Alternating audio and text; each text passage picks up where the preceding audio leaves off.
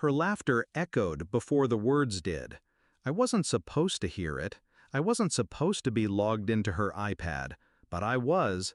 It sat on the kitchen counter, unlocked, and she was in the bedroom on a group call with her friends.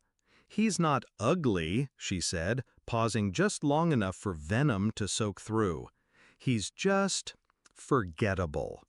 Laughter erupted, unfiltered, cruel. Then the final blow. If I left, he'd probably write me a poem instead of getting angry.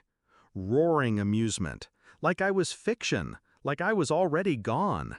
She didn't know I was 2 doors away. I didn't write a poem.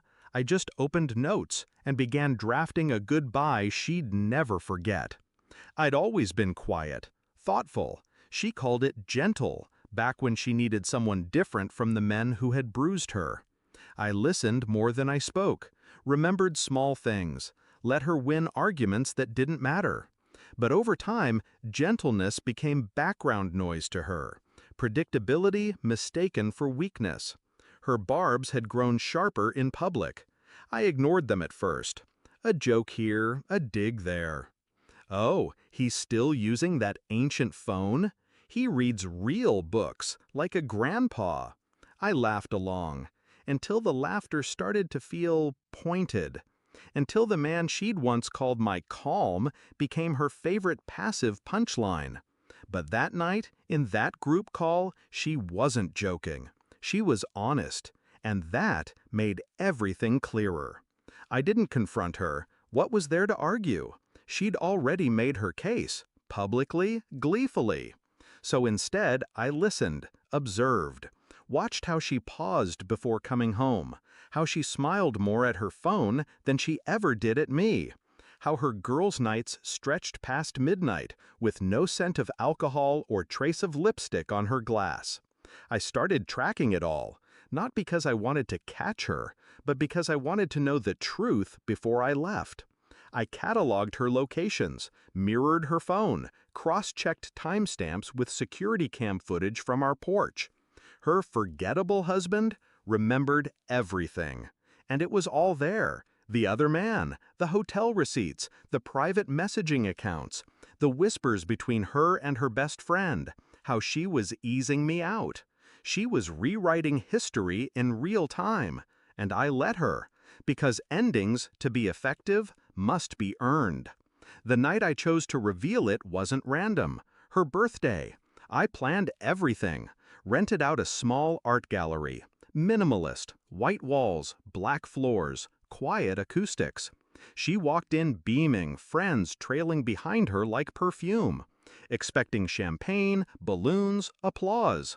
Instead, there were only framed pieces on the walls. No photos, just text, printed screenshots mounted like poetry. I'm sick of him always being available. He's too easy to forget. Maybe if he got angry once, I'd feel something.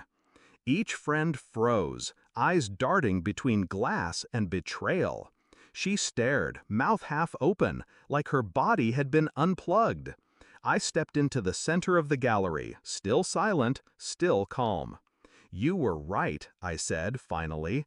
"I didn't write a poem." She tried to speak. I held up my hand. "But I did write this exhibit." Her friends slipped out one by one like rats sensing water. She stayed, hands trembling, lips forming apologies she hadn't yet committed to. "This is humiliating." I nodded. "Good. You remember humiliation. Maybe you'll remember me, too." She reached for my arm. I stepped back. "You don't get to reach for someone you spent months shrinking." I handed her a manila envelope, my resignation from this life. Bank transfers, apartment lease, divorce papers, final. She looked stunned. "You're actually leaving?" I tilted my head. "Would you have remembered me if I stayed?" She blinked, slowly realizing this wasn't a fight she could flirt her way out of. She had never seen me angry, and that was the final cruelty. Because now she never would. I left before midnight. No music, no applause, no final words. I walked into the night alone. And it didn't hurt, not anymore. You only grieve when you lose something real. What we had died long before that gallery. She just forgot to bury it. Now, every time someone asks about her past, she'll remember that exhibit.